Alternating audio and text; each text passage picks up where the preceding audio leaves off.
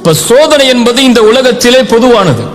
ஆனால் மனிதர்களை பொறுத்தவரை இழப்புகளை மட்டும்தான் சோதனையாக மனிதர்கள் கருதுவார்களே தவிர பெறுவதை சோதனையாக கருத மாட்டார்கள். செல்வம் கிடைப்பதை யாரும் சோதனையாக கருதுவதில்லை. செல்வம் எடுக்கப்பட்டால் தான் இறைவன் சோதிக்கின்றானா என்ற கேள்வி வருகிறது. சுகமாக வாழும் போது இறைவன் சோதிக்கிறானா என்ற கேள்வி யாருக்கும் வருவதில்லை. நோய் ஏற்பட்டால் தான் இறைவன் சோதிக்கிறானா என்ற கேள்வி வருகிறது. வியாபாரத்தில் லாபம் கிடைத்தால் இறைவன் சோதிக்கிறானா என்ற கேள்வி வருவதில்லை. வியாபாரத்தில் நஷ்டமடைந்து ஏமாற்றப்பட்டால் அவன் நினைக்கிறான் இறைவன் என்னை சோதிக்கிறான் என்று. அல்லாஹுடைய பார்வையில் எல்லாம் சோதனை தான். மனிதனை பொறுத்தவரை இழப்புகள் மட்டும்தான் சோதனை. அப்படி மனிதனாக இருந்து இழப்புகளை மட்டும் நீ சோதனையாக கருதினால் வபஷ்ஷிரி ஸாபிரீன், பொறுமையாளர்களுக்கு நற்செய்தி உண்டு. பொறுமையாளர்கள் என்றால் யார்? யார்? சோதனை வந்துருச்சுன்னு கதவு பூட்டிக்கிட்டு வீட்டில் உட்கார்றவங்க பொறுமையாளர்களா?